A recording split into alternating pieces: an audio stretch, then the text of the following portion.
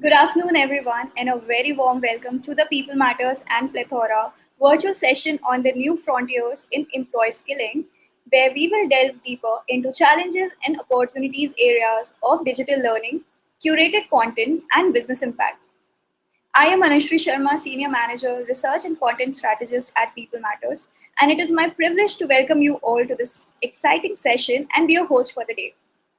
Today's theme for the discussion is the new frontiers in employee skilling, digital learning, curated content, and business impact. Giving you a brief about this session, as you know that the rapid pace and scale of technological change and global flows of information, among other forces, are disrupting labor markets and fundamentally altering the future of work. With 2020 having a major focus on performance and efficiencies, 2021 is all about building capabilities to create new values and opportunities for clients and businesses, which is not possible without an overriding strategy for digital learning and relevant content for skilling and development. I am so excited to start the session with you all now, and let me invite our speakers who would be joining us today to make this conversation more relevant and meaningful. Today, we have the pleasure of joining us with today Amit Gautam, who is the CEO and Director, Plethora, and Maruti Pandey, who is the Senior Manager L&D, Sanam S4. Welcome, Amit, and welcome, Maruti. Thank you, Nishri. Hi, Thanks, Maruti. Anushri. Thanks for having us. Yep. Thank you. Hi, Amit. Hi, Anushri. Thank you. Thank you.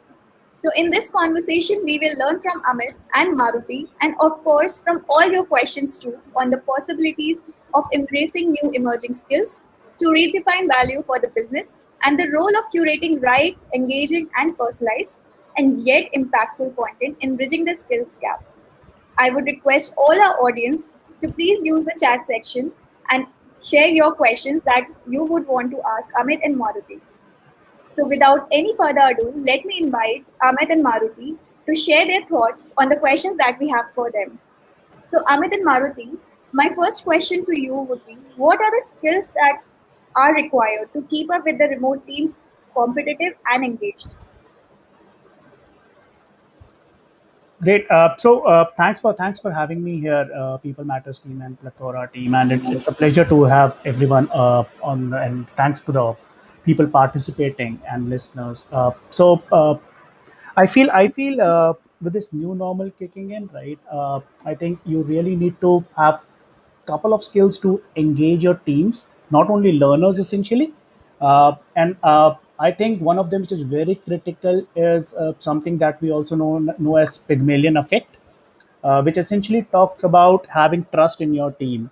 So high expectations delivers high performance, right? And this comes from an experiment which was done by Rosenthal and Jacobson in 1968, I believe. Yeah, where they were given sets of students, right? Two teachers were given two different sets of students without any prior experience or prior interaction, and they were told that this is the best set of students that you can have. They are avid learners, they are quick learners, they are agile, and all those stuff without any reality behind the fact. And it was found that when you set expectations high, uh, people invest time and effort in the teams. So the point that I'm trying to delve into further is that have confidence, have trust in your team. That is one. The other stuff is the role stress, right? The role stress. So you really need to be not as a leader, as a manager, or even as a team member for that matter. You need to understand the perspective the other person's bringing to the table. With this new normal, there is definitely a lot of role stress, which essentially means while everyone's working from home, a lot of population is working from home, and they have different roles that they need to deliver. While I'm working 9 to 6, I'm an employee, right? Probably after 6 earlier, I was a dad, which right now kind of coincides with my schedule, right? My kid might cry at 11, right? And that does not mean I'm not a dad. So, which means this new normal has also brought with itself a lot of role stress, which people need to manage, and that is where leaders, managers, and team members as well can contribute a lot. Sure. Thanks, Maruti, for sharing that. Amit, your views. No, I think Maruti put it very rightly, and I think I'll just also summarize it in the same manner using my own words. So yes, so number one change which has really happened is that, and picking from what Maruti said, while the all the problems in the companies are solved by teams, that is what has really changed is how the teams actually work and collaborate with each other. So what was earlier possible through a quick informal or a formal discussion within the same campuses, it is now becoming a little disorganized because of the the remote working. And as Marty also mentioned, people also are kind of having their own schedules now. Being at home does not mean being able to work 8 hours at a stretch for office as easily as it was before. There are so many other things which come in, and it is not that they're disrupting the flow of work, but the entire time flow for everybody has changed from what it used to be. So earlier we used to go to office, come back at some time. In between, then there were less distractions. Today, it is a single flow of work, and you have to manage multiple activities or roles and profiles. So, with this, the biggest challenge which I see which is happening is collaboration, and more than that, it is the collaborative problem solving. How do you solve a problem which was there before and you were used to solve in a different manner? Is how do you solve it now in the new style? How do you collaborate with people remotely, digitally, and so and that leads to some other things or other skills which are required. Is, for example, how do you organize and plan your own work? So organization and planning of work is also a skill which is it was there before, but of course the conditions and the dimensions have changed now. The parameters have changed now, and because a lot of information is now disseminated written or orally, either video meetings or or emails, because clarity has to be there in what you communicate. So the skills, simple skills like oral and written communication skills also become very important now, because you have to be able to kind of explain your problem to the team or solution to the team without having a quick chat at all the times. People may not be available all the times to be able to do that. And I think all of these things are then kind of bringing in the need for everybody's adaptability. We have to adapt to new situations and environments. So we have to be able to work. For example, let's say at 6 o'clock, I want to do something, and my team members are not available then. How do I adapt to the situation? Do I write an email? Do I wait for the call next morning? So there are so many things which have happened new, and which I think then leads us to a single important skill of learnability. All of these things, they look simple, they look obvious, they have been there before, but they have now to be learned in a new environment. The dimensions have changed for all of these skills now. So learnability, being able to quickly learn something new, being able to quickly practice that and implement that in the flow in your work, is I think a big skill which is required now. And I think, as Marty also mentioned, there has to be a lot of empathy between the teams now, among the teams and between the teams. The expectations have to change about availability, about the punctuality, about the timeliness. Because we have to be. I think the last 2 years, all the companies, especially the ones we have worked with, we realize that all of them have put on high priority the mental well-being and the psychological safety of their employees. I think that is something which is really required, and that has to go on even with pandemic or no pandemic. That cannot be compromised in any situation. So, and I think the last thing which Marty touched upon is that despite all of these things, and maybe because of all of these things, all of us have to become independent in how do we decide for things and how do we solve problems. So, in my view, these few skills are required moving forward, and I think a lot of emphasis is going to be on individuals, own ability to learn new things, implement them, practice them, and also take the team along with them and understand the team in a new way. So, I think that is how things are going to shape up. And I'm sure Maruti, being a skilled L&D professional, he has been through the thick and thin of the last 2 years. A lot of expectations and pressures have come on the L&D teams, and I think he has seen all of these things in action. The first few months have been the kind of reaction to the situation, and then upskilling, reskilling, making sure everybody is on the same page. So this is my view to this. Yeah. Thank you. Thanks for sharing that, Amit. And I see three key themes emerging from this conversation. First is the shelf life of skills and roles are at risk, irrespective of pandemic or not. And learnability is emerging as a key skills to drive all the learnability or maybe bridging the skills gap that we are facing right now. Second, I can see trust and confidence and empathy is emerging as expected skills from the employers and managers so that they can drive that skilling agenda in their organization. And third is basically right, you mentioned that there needs to be a right relationship between the direct managers and the employees to set that right behaviors among those employees who are looking forward to building those skills. So thanks for sharing that, Maruti and Amit. My next question would be, Amit, to you especially. We have been talking a lot about learning technologies and why do we need to move forward to adopting digital learning technology. But somehow there is a very important aspect that we forget talking about, which is about the content of the learning or skilling program. So how do you see that value of content in creating a valuable learning experience in the new normal? Correct. I think yes, digital, technologies for even learning, they are going to be a key component of a learning strategy for a company moving forward. But in the end, digital learning technology platforms are going to be just that. They are going to be platforms to enable everyone to be able to access learning. For the businesses to create learning strategies and journeys and map the individual learning paths for the teams or for people. In the end, the actual training or actual skills, reskills or upskilling, whatever the requirement is going to happen through what of the entire scenario. So what is being delivered to the learners, and that has to be the right content. And so I think so, to design any learning experience or to have any learning experience delivered to a learner, a few things would have to be in place. So I think the number one component of a learning experience is the learner's context.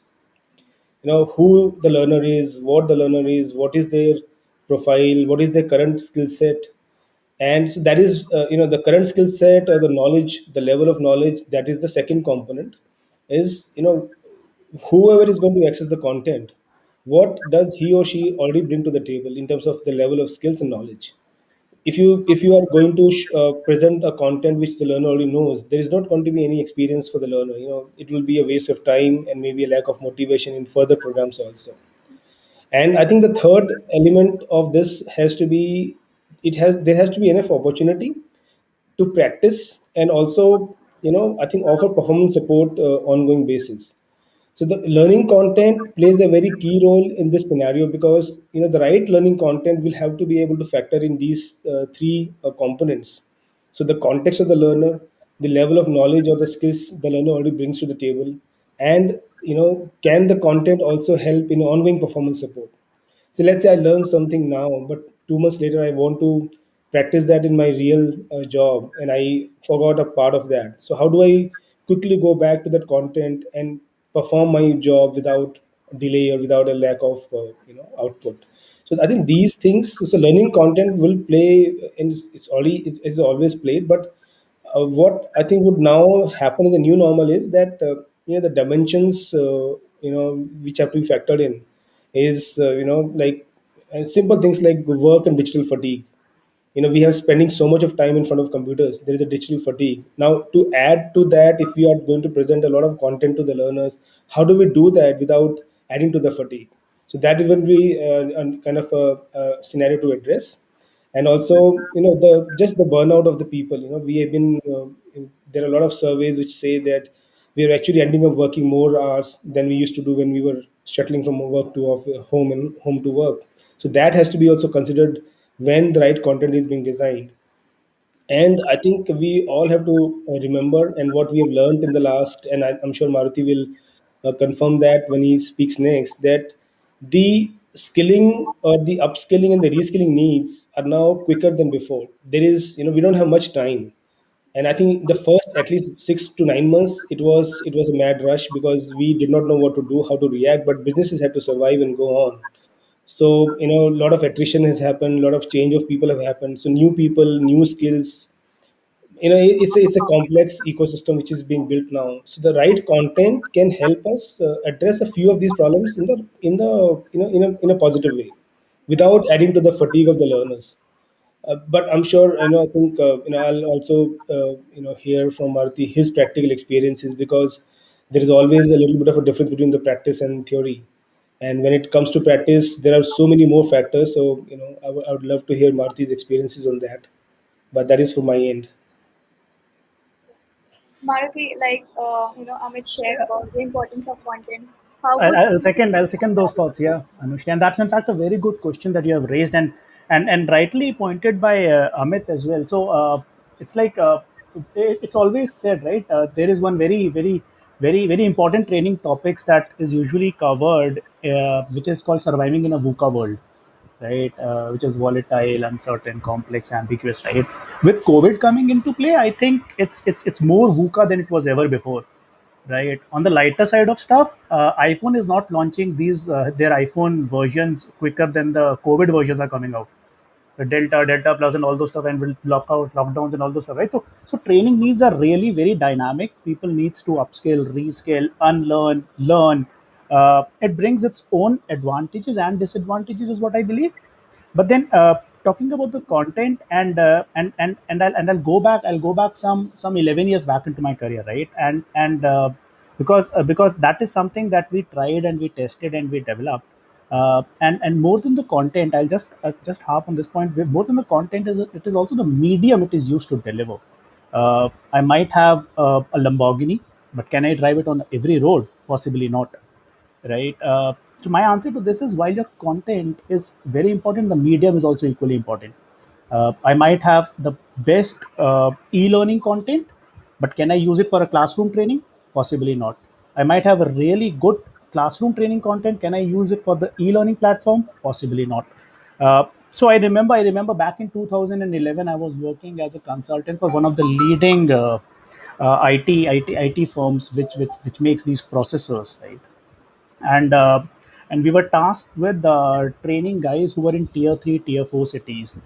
Tier 3 cities, they were selling those laptops which used to come with these processors, right? And back in 2011, smartphone adoption wasn't really good in tier 2, tier 3, tier 4 cities. uh, Tier 1 also was seeing a surge, was witnessing a surge, but then tier 2, tier 3 were really lagging, right? So how do we deliver trainings to those guys, considering the way technology was changing was a big challenge. And we realized that while smartphones are not there, feature phones are there. So I remember what I did with my team is we developed something called as an IVR based training, interactive voice response based training, because to send a trainer every time wasn't feasible logistically as well, commercially as well. It wasn't viable. Uh, Now, how this helped us was, the moment a new guy was onboarded, right? We would have behind the scenes on our servers, we would have training packs recorded in an audio format. This person would just dial a number from his feature phone. The machine responds to listen to this training program in English. Press one to listen to this training program in Hindi, and those were quick 15 minutes bite, not really long, because speaking on the phone gets really tiring, and it's very distracting as well when you're standing in the showroom and talking to customers as well. But then yes, this trick worked for us.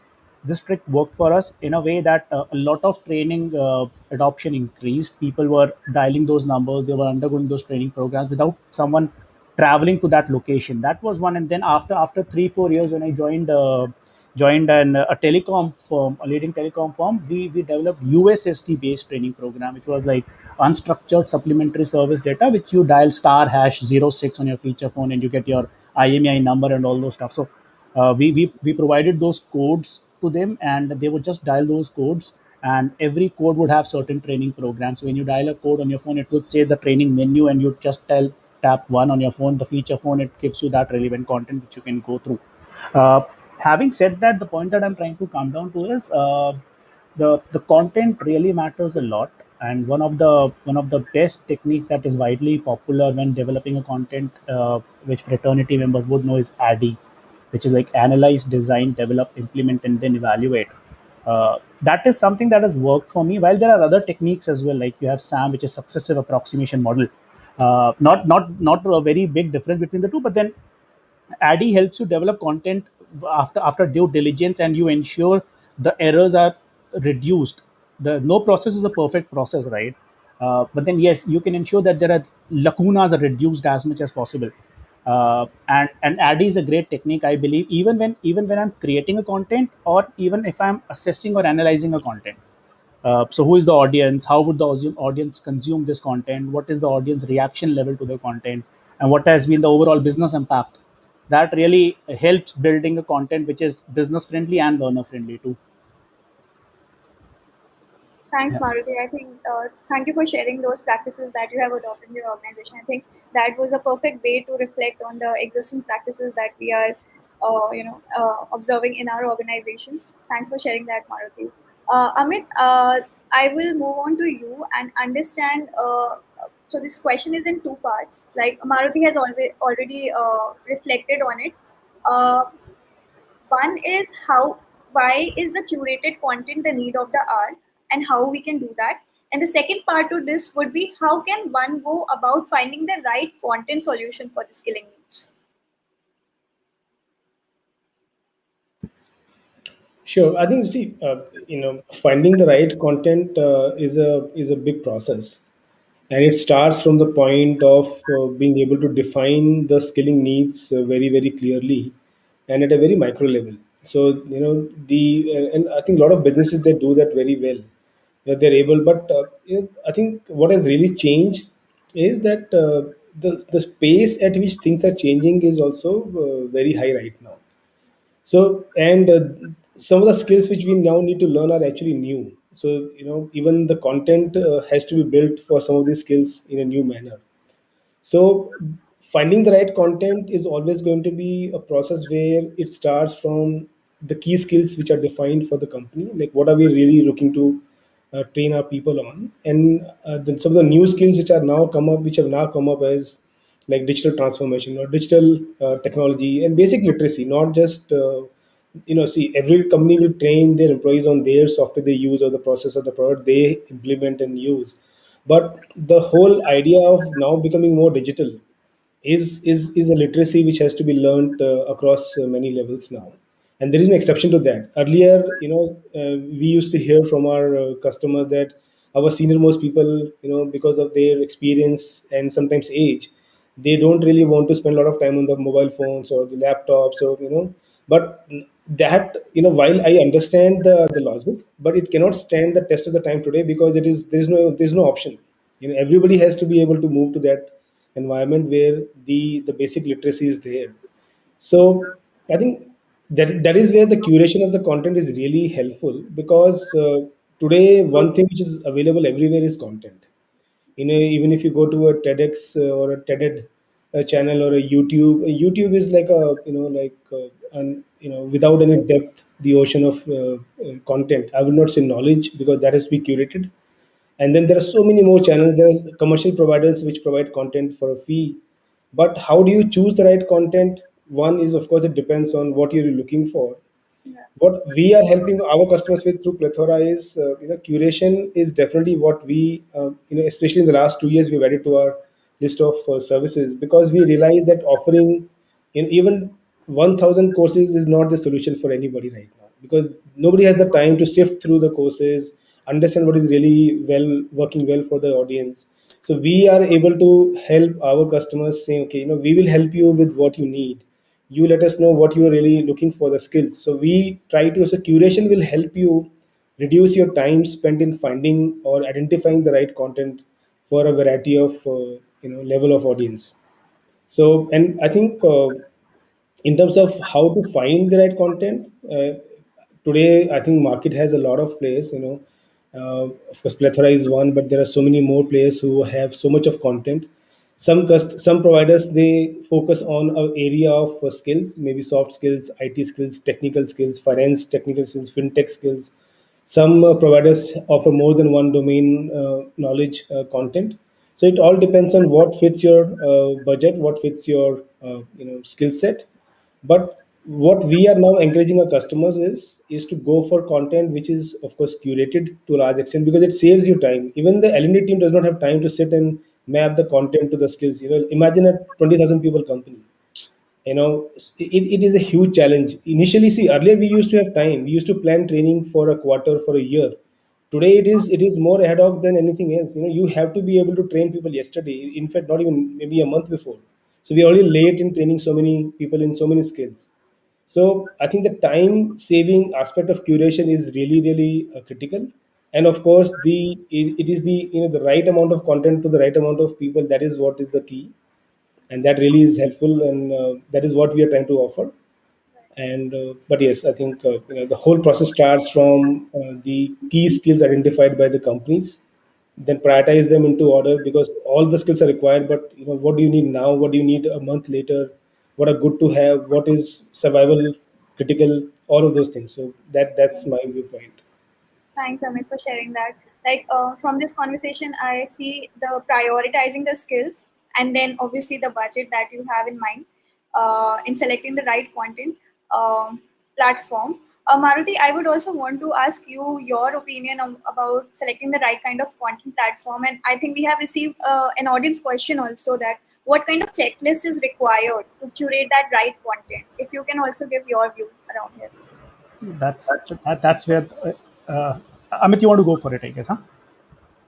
Amit, you wanted to say something? Okay, No, cool. no, All no. right, cool. Okay, so that's where the moat lies, right? So I believe L&D function is one of the enablers, right? And it's a core enabler. Uh, I don't call it a support function, while it is, but then quote unquote, it is an enabler. And so when you are building any learning program, right, or when you are curating a content, it is very important to not do it in isolation. So really you need to look at what the corporate strategy is from the top, what flows down from the top, right, so that your learning program is also aligned to that. Then you need to have regular conversation with your business, something that I call as TNI and TNA. Not only me, but then everyone in the fraternity talks about it. I remember I was building a content back in 2013 for a mobile OEM, original equipment manufacturer, and this was for their post sales guys, essentially the service folks. And I was tasked to build this content for a classroom training which they will undergo on how to handle customers that walk into their service center. And I still remember it was close to 6 hours of program, 6 hours of program, which took me 45 to 60 days to build it. And it was me and it was another team member of mine, and we used to daily visit those service centers, walk these guys, perform their role day in day out. And this was an ongoing cycle which used to happen every day, because we really need to understand what's the pain point there in order to address that via the content. So like I said, it is very important to see the analyze phase. Analyze phase is the first phase in ADDIE, which talks about who would be consuming this content and how would they be consuming it.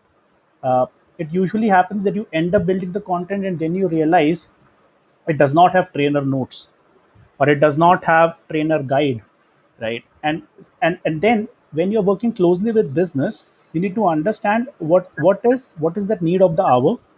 Is it the NPS that is dipping?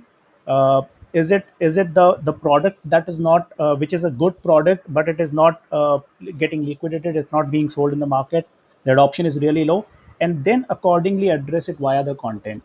So the crux here is keep your business involved and do regular interactions and conversation with your business. Do a strong TNA phase before you jump onto building the content, and your results would fall right in place. Yeah, yeah, sure. Thanks for sharing that, Maruti. Yeah, thanks, So, Anushree. Yeah. now I'll move to a bigger question. And we have already received a similar question from our audience, which is more about the expectations of employer when it comes to skilling that aligns with the new normal.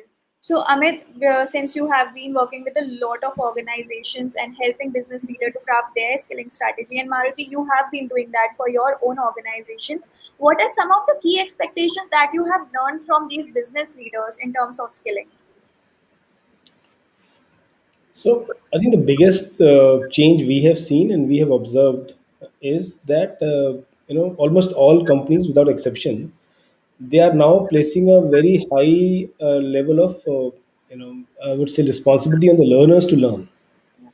And as Maruti was saying, L&D is an enabler, and that actually is now more strong. That actually is stronger now because even for defining the areas of skills which are needed, L&D is now putting that accountability and the responsibility on the learner's shoulders to decide what they need to really skill on.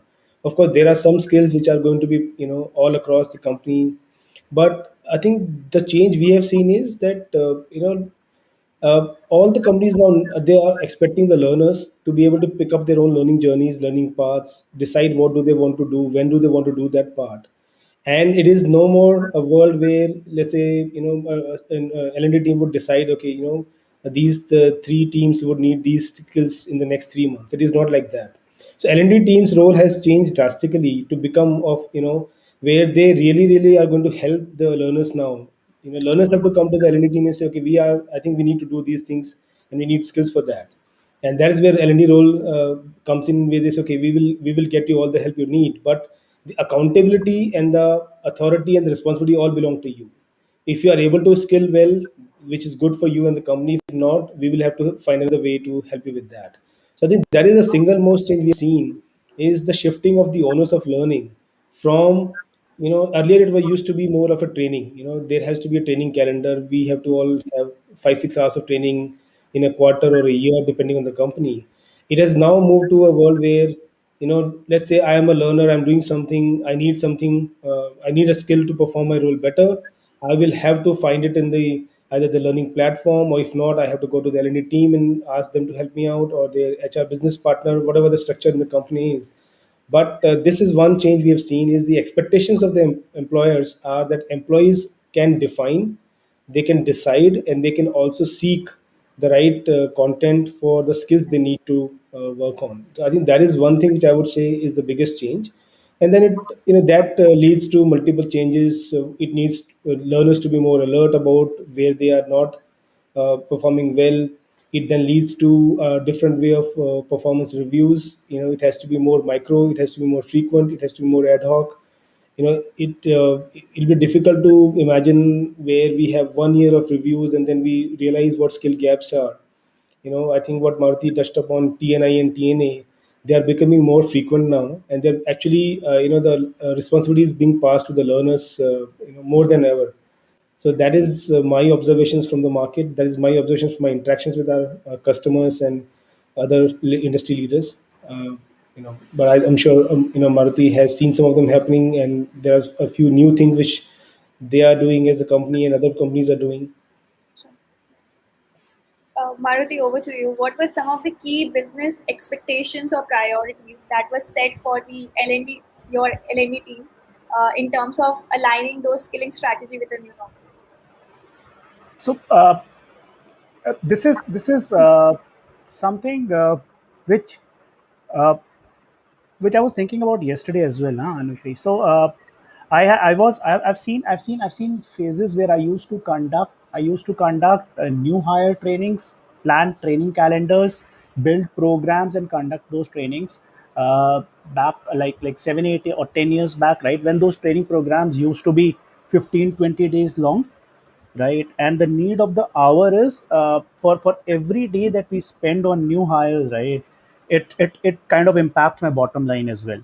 Let's be honest, right? While it's a training phase, that employee is not billable as of now, right? So one of the key requirements is how do we do that efficiently when a new guy joins us, right? And with all this digital learning coming into play, this is while I'm an ardent believer, right? And without passing without being opinionated, I'm a firm believer that classroom training is something that adds that fun element to a training program, right?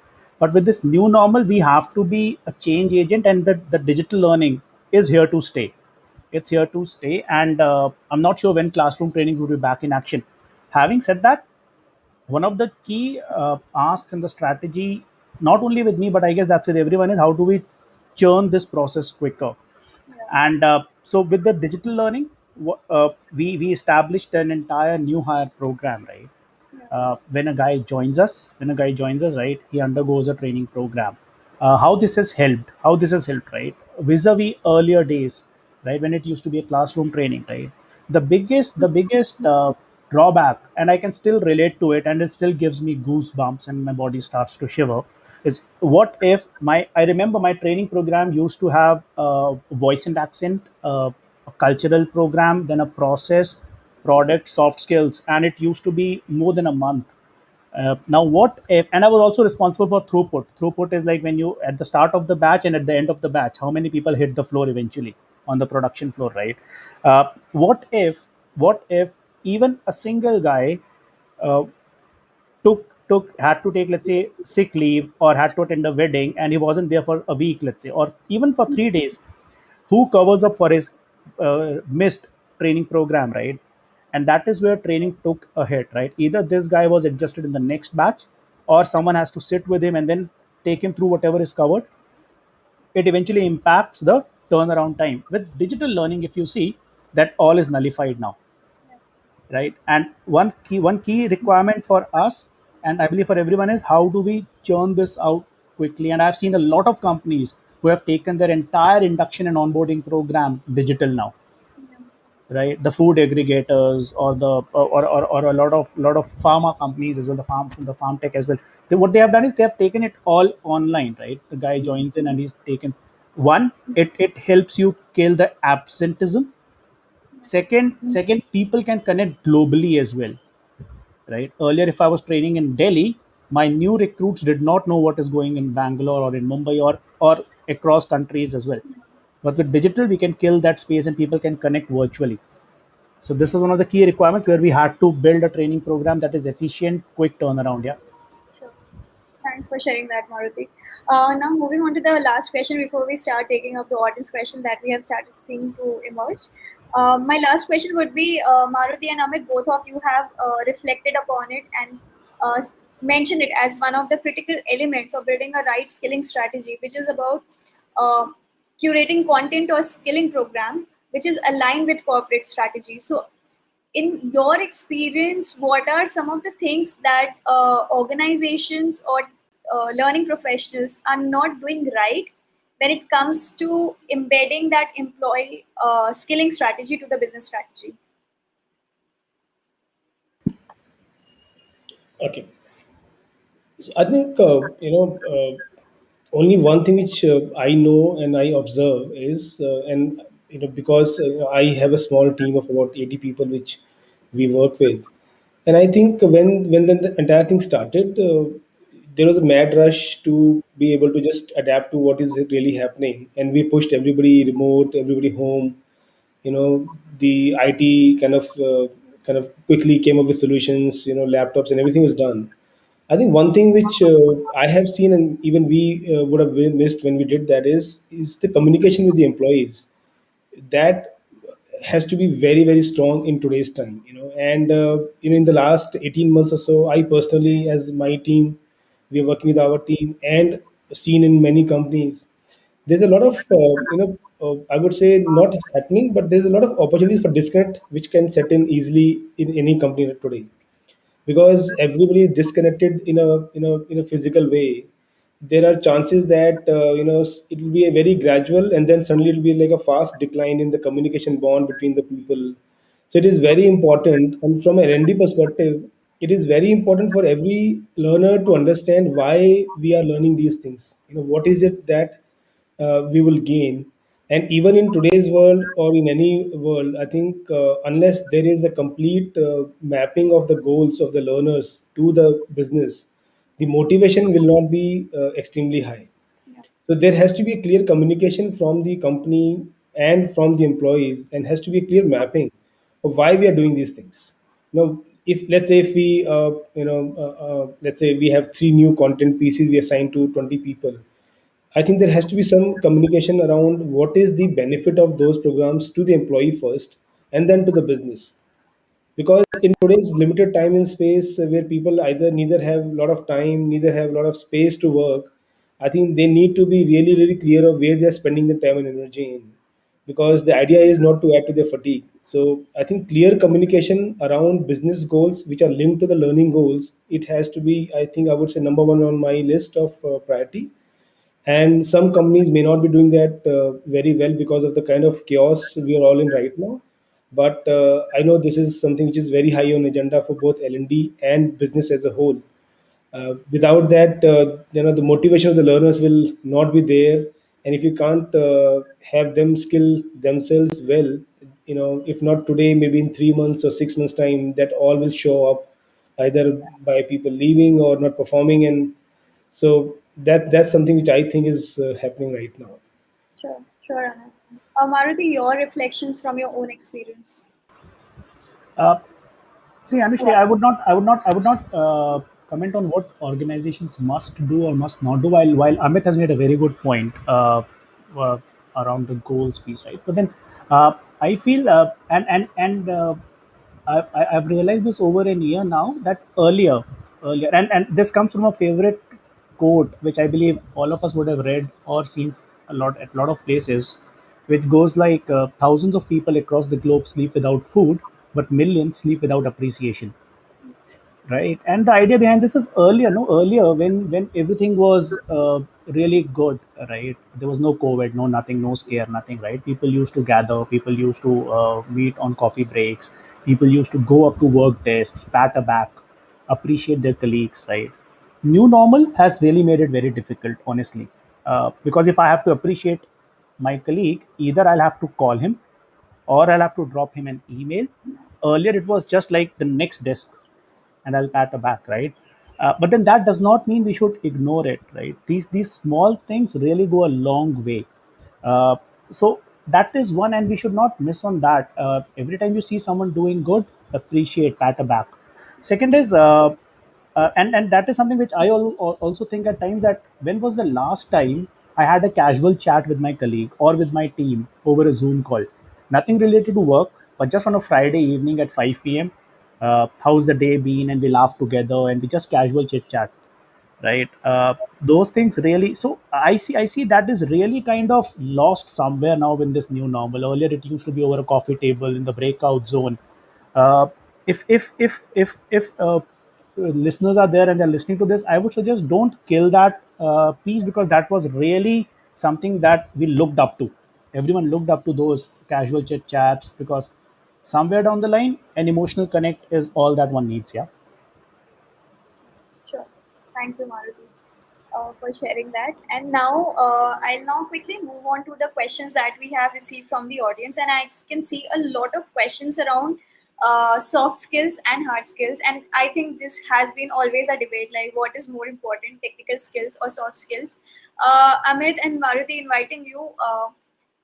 Given the fact that now we are working in hybrid, and again we are in our journey of embracing the new normal, and I think you have already reflected on some of the key skills that are required, but what would be your own reflection on this question? What's more important? And if you could also highlight on 2 to 3 skills which comes under both technical and soft skills. That question is close to my heart. If Amit, you don't mind, I'll take a go. No, no, absolutely. Please, please. Cool. Okay. So now I'll share a real life experience, and then I'll put forward a case.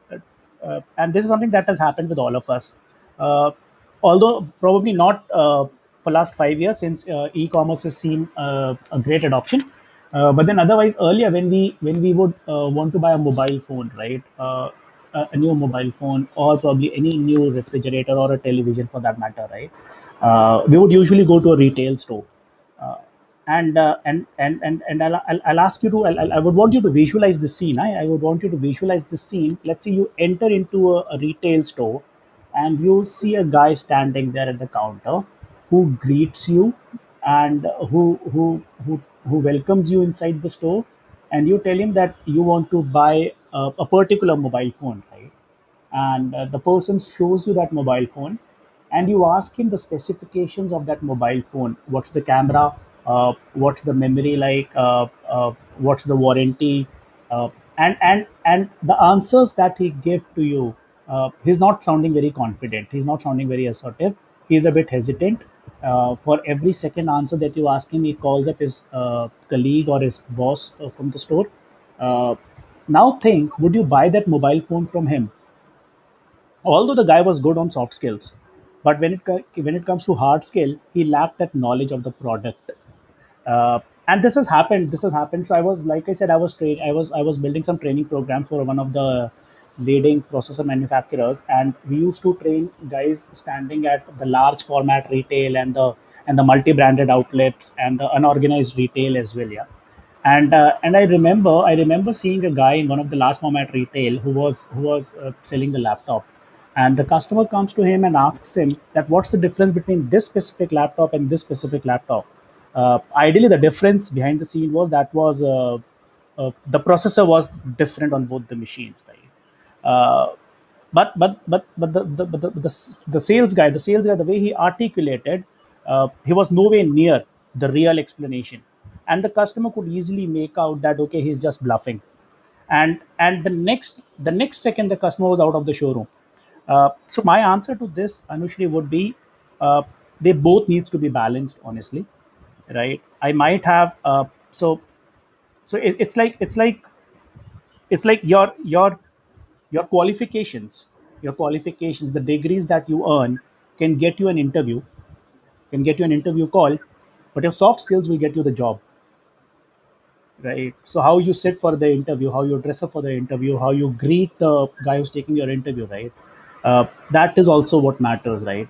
So hence they both needs to be balanced, and you need to figure out what is the top priority. Are your guys good on hard skills, are your guys good on soft skills, and then do the balancing act. Don't be biased is what I'll suggest. Yeah. I think that has been excellently summarized on this debate of hard and soft skill. Amit, do you have any reflections on this? I think Maruti explained it very well with that example. And so I think, for a while, I think, typically soft skills have a higher role in roles which are facing customers traditionally. And technical skills or hard skills, they have been a bigger role when they are not in front of the customers, like a development person or a database person or a technical person. But I think in today's world, they are now mixed up because, if we are all working remotely, teamwork, collaboration, communication, now there is no role which is away from these skills. So every role has to have adequate amount of soft skills, even though you are an expert in your role of, let's say, database programming. But if you can't communicate well with other people in the team, it won't be a very nice positive output for the entire team.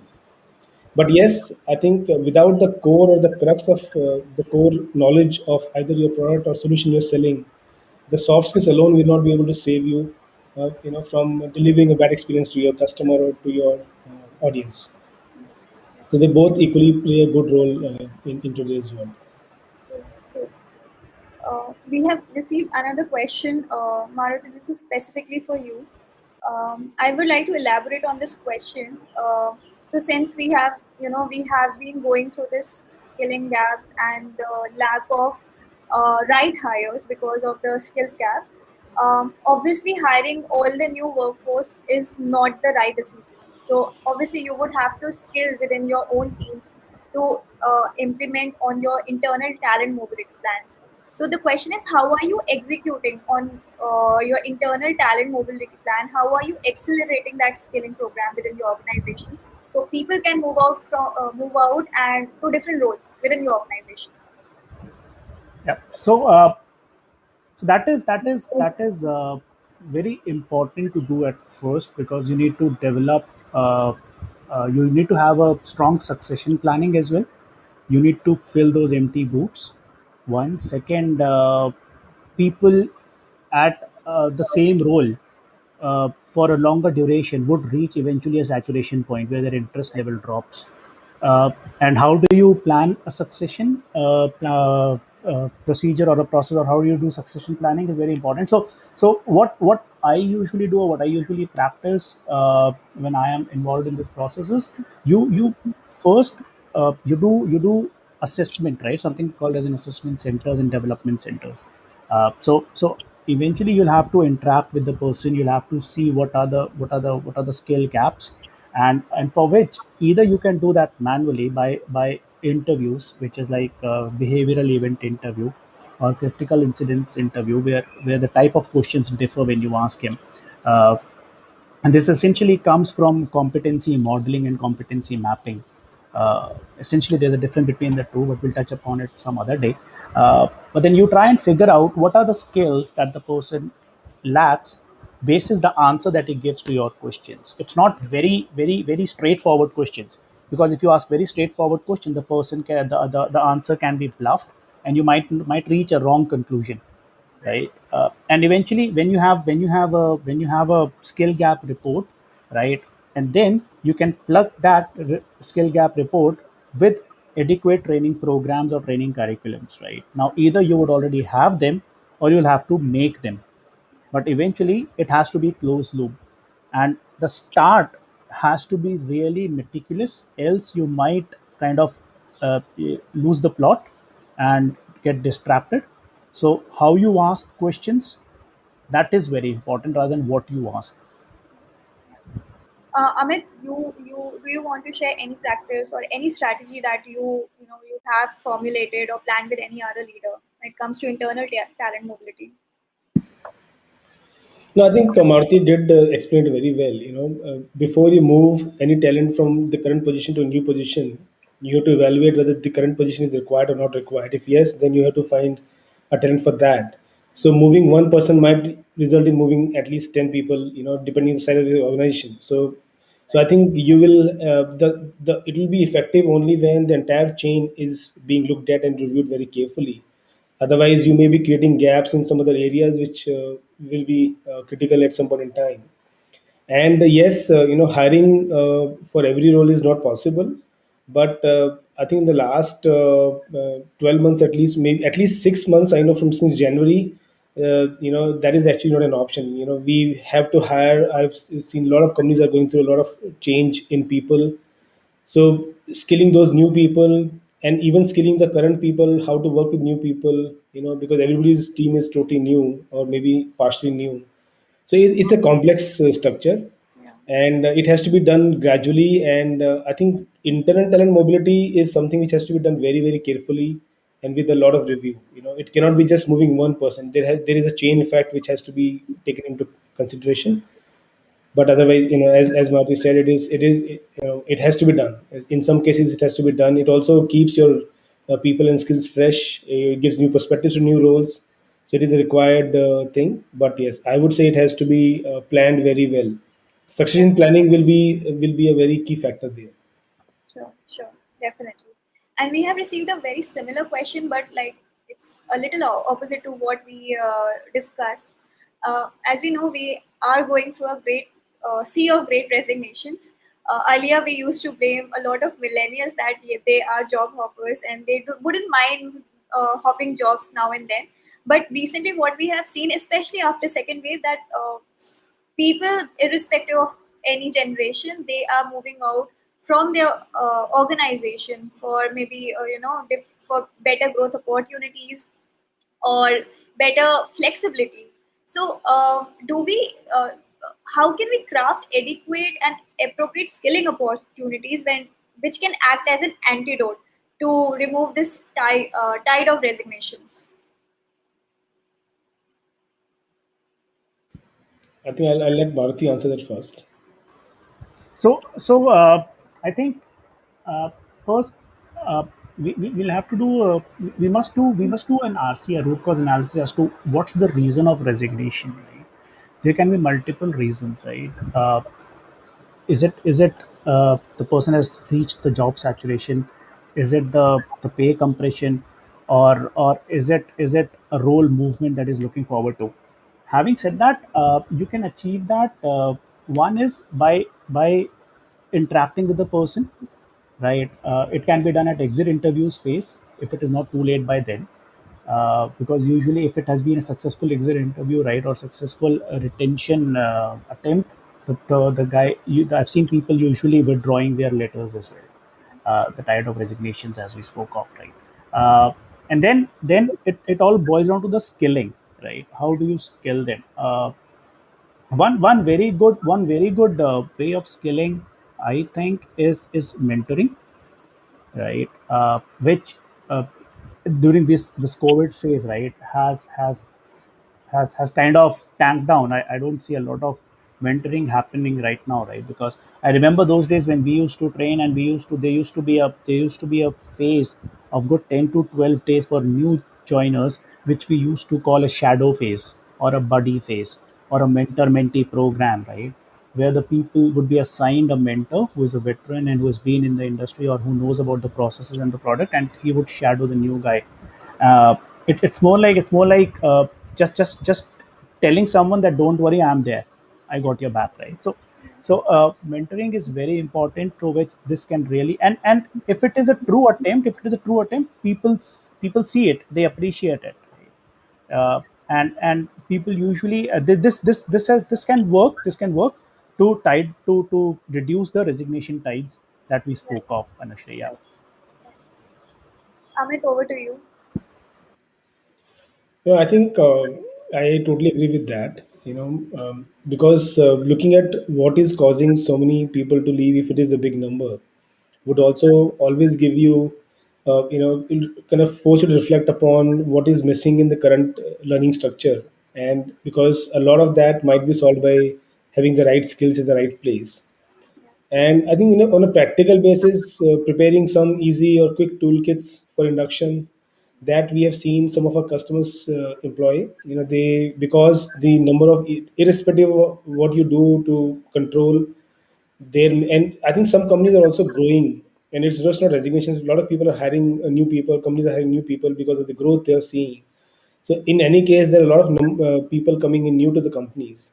So we have seen some of our customers. They are, they have devised some quick induction toolkits, which because every induction process needs a lot of other people to spend their time, and they also, I think one thing they've done, and this is more of a practical tactic that we have seen them use, is they try to align new joinees dates and time, so that there are at least a sizable number of new joinees in a certain span of time, so that the amount of time spent by the trainers or instructors or mentors or coaches, that is optimized to a large extent. And of course, then a fallback on a lot of digital learning technologies or digital learning skills is where we have seen companies use. And but it is still a very fast moving target, because the resignations don't happen on a plan. Somebody may resign tomorrow, or then you have to again hire somebody. So it is going to be difficult. So I think it's going to be a tough challenge to address, at least for the next 6 to 9 months till things settle down. But yes, and I definitely echo Marthu's thought that learning plays a very big role in stabilizing things faster than before. True. yeah, and also to add on to what Amit said, I also think that while L&D and skilling plays a very important role, it is equally important to not fall into that guilt trap that people are leaving because of skilling gaps, but probably it's the industry stage that is forcing them, or that is enticing them towards some competitor, right? Because Absolutely. we've seen, right, when a startup gets funding, right, they hire. And it has often been seen that when you get funding, and when startups start to boom, right, they hire and they fire for wrong reasons, right? So, and eventually when industry moves towards a growth stage, right, where other industry sees that, okay, this place has a lot of attraction, so let's invest here, and a lot of competitors come at the growth stage, that is where people throw money in the labor market, and that is where people start to pull off talent from other companies, right?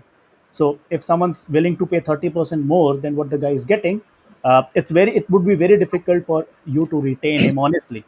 Yeah. Let's not live in that denial stage, but then yes, a lot of it has to do with the industry stage the company is in. Yeah, So actually, on a reverse side, if you have skilled your people well, you have a bigger risk of losing them to the absolutely. Yeah. growing companies, because they would need skilled talent. So yeah, that's a great point there. So, Maruti and Amit, due to paucity of time, we wouldn't be able to take a lot of questions. Just one quick question as we conclude the entire session. One opportunity that you see emerging that skilling can create on business? Sorry, I couldn't hear the question very well. So I was Yeah, saying, me too. yeah. So the question is one opportunity that you see emerging from skilling on business. So I think from my end, the biggest opportunity is to make learners, to provide learners more autonomy and responsibility to learn and skill. And as Marty mentioned at some point in time, L&D becoming a true enabler, and instead of going to everybody and asking if they want to skill or not, I think it becoming a true enabler where the demand is coming from the learners and the teams on what they do want to do next. I think that is a big opportunity because it changes the whole ecosystem of how learning works. And that's my submission. Sure. Maruti, over to you. Yeah. So there's this corporate dilemma, right? There's this corporate dilemma which is very famous, which is an interaction between a manager and a leadership team, right? So the leadership team tells the manager, "What if we invest in our guys in training and they leave the organization?" The manager replies, "What if we don't and they stay?" So it's very important to scale your folks, because there is a selfish motive as well on both the fronts, right? The company sees it as an investment for the on the person to enhance him and to upskill him and to bring him to the next level, because if I hire a talent from inside, I would not have to pay him so much like I would hire from outside, right? Versus the guy who is getting skilled sees it as an opportunity that I add something extra on my CV, right? So it's equally important, and I feel it's very much required, Anushri. Yeah. Thanks, Maruti and Amit, for sharing that. And honestly, what great learning session it was. I personally learned a lot today, going back with a lot of insights. And I hope our audience also had a great learning so far in this session. So before I wrap up, I would like to extend this thank you note to our partner Plethora for making this session possible and helping us curate this entire session and the questions. Also, obviously Amit and Maruti for joining us and sharing your perspectives and your experience with us and helping our audience to take away a lot of learnings and lot of suggestions on accelerating their skilling programs. Also to our audience, thank you for joining us. You can share your feedback with us on this session. Let us know what you like, what you did not like, and we surely come up with a new better experience and content for our webcast. That concludes today's learning and stay tuned. Have a great day. Thank you. Thank you, everyone. Thank you, Thank Anushri. Thank you, Thank everyone, for you. joining in. Thanks. Bye bye. Take care. Have a good evening. Thank you.